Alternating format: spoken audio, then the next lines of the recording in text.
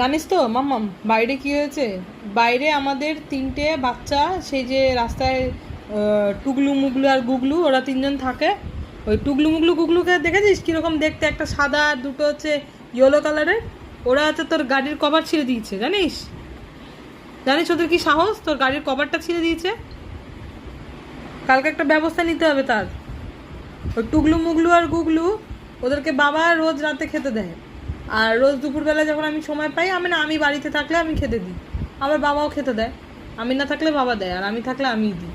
তো ওদেরকে টুগলু মুগলু গুগলুরা আমার মাম্মামের গাড়ির কভারটা ছিঁড়ে দিয়েছে। মাম্মাম কি কষ্ট পেয়েছে তার জন্য জানো তোমরা? কি কষ্ট পেয়েছে আমার মেয়েটা, কাঁদছিল আজকে দুপুরবেলা। কি নোংরা করেছে পুতুলটা, আর এইটাকে নিয়েই খেলে বেড়াবে। কি বলবো বলো তো? এদিকে আয়।